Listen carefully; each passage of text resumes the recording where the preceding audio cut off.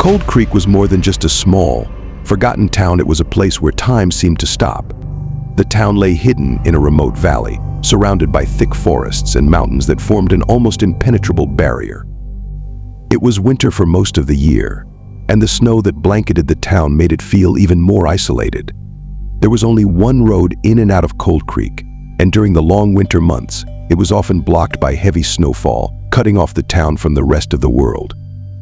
The people who lived there were few, and those who did seldom left. The town had an air of mystery about it, a sense of being lost in time. Lisa and Mark were drawn to Cold Creek for its solitude. They were tired of the city, the noise, the endless rush. The idea of living in a place where they could be alone, where they could escape from everything, was appealing.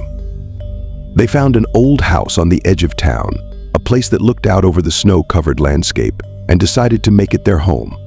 It was supposed to be a fresh start, a chance to reconnect with each other and with themselves. Then there was Walter, the town's oldest resident. He had lived in Cold Creek for as long as anyone could remember. He was a recluse, rarely seen outside his small cabin in the woods. The townspeople respected him, but there was always a sense of unease when his name was mentioned. Walter knew things about the town, things that most people preferred not to think about. His eyes, old and weary, held secrets that no one dared to ask about. Jacob, on the other hand, was a newcomer, a journalist who had come to Cold Creek looking for a story. He had heard rumors about the town's strange disappearances, odd occurrences, things that didn't make sense. Jacob was skeptical by nature, always looking for a logical explanation, but something about Cold Creek intrigued him. He wasn't sure what he was looking for, but he had a feeling that if he stayed long enough, he would find it. As winter set in and the snow began to fall, the town grew even more isolated. The road out of Cold Creek was soon buried under several feet of snow, and the few residents who lived there knew they wouldn't see the outside world again until spring. For Lisa and Mark, it was exactly what they had wanted at first. The snow brought a sense of peace, a quiet that was almost soothing. But as the days turned into weeks, the silence became oppressive. The endless white landscape outside their window began to feel like a prison. It started with small things. Lisa thought she saw something moving outside in the snow, but when she looked again, there was nothing there. Mark heard noises in the night, creaks and groans that didn't seem to have a source. The lights in their house flickered occasionally, but the power never went out. It was unsettling, but not enough to cause real fear. They told themselves it was just the isolation, their minds playing tricks on them. But deep down, they both knew something wasn't right. Walter, too, noticed the change. He was used to the quiet, used to the snow, but there was something different about this winter. He began to see shadows in the woods, shapes that didn't belong. He heard whispers on the wind, voices that seemed to call his name.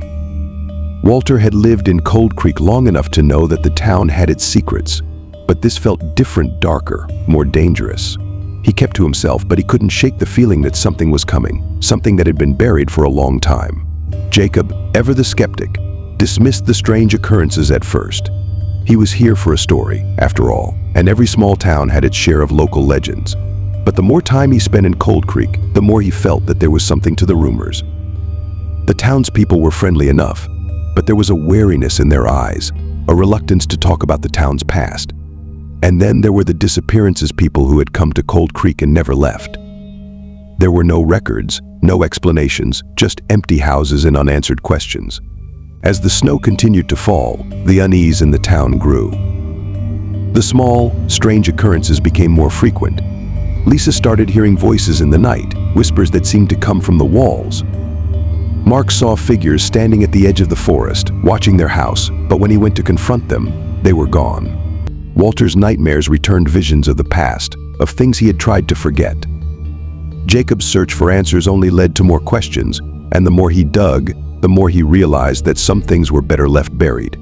One night, the power went out. The town was plunged into darkness, the only light coming from the moon reflecting off the snow. It was then that the disappearances began in earnest. First, it was animals, dogs, cats, even birds, all vanishing without a trace. Then it was people. A neighbor who had spoken to Lisa just the day before was suddenly gone, their house left as if they had just stepped out for a moment. Panic began to set in. The townspeople gathered in the church, the one place they felt safe, and tried to make sense of what was happening. But there were no answers, only fear. Walter finally spoke of the town's dark past. Cold Creek, he said, was cursed. It had always been this way, ever since the town was founded. Every few decades, the town demanded a sacrifice, a way to appease the entity that watched over it. The entity fed on fear, on the souls of those who lived there. It thrived in the isolation, in the darkness. Walter had seen it before, and he knew that it was happening again.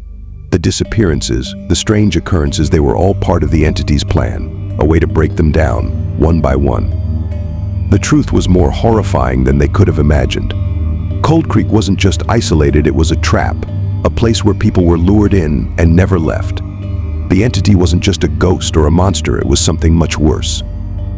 It could see into their minds, use their worst fears against them, and drive them to madness. The group, now trapped by the snow and by their own terror, had become the latest offerings. Lisa started seeing visions of the child she had lost years ago, a ghostly figure calling to her from the snow.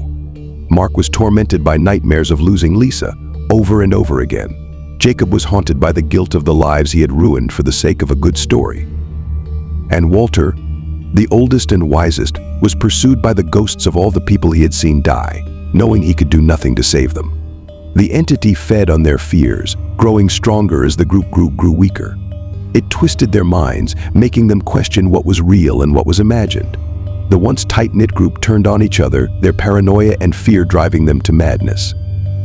As the snowstorm raged outside, the storm inside their minds was far more dangerous.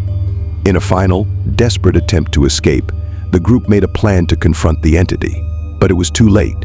The entity had already taken hold of their minds, and as they ventured into the heart of the town, they found themselves walking into its trap. One by one, they fell, some to the entity's power, others to their own madness. In the end, only one person was left, standing alone in the snow, surrounded by the ghosts of the others. The survivors stood in the desolate town square, snow falling around them, the silence deafening. They had survived, but the victory was hollow. The town was still, its dark secret hidden beneath the snow, waiting for the next unlucky souls to stumble upon it. The final image was of the lone survivor, staring into the endless white, their breath fogging in the cold air. But the story doesn't end here. Cold Creek's secret is still buried in the snow, waiting to be uncovered. What really happened that winter? Was the entity truly defeated? Or is it still lurking, waiting for its next victims? To find out what happens next, make sure to subscribe, like, and share this video. The story of Cold Creek is far from over. Stay tuned for the chilling continuation.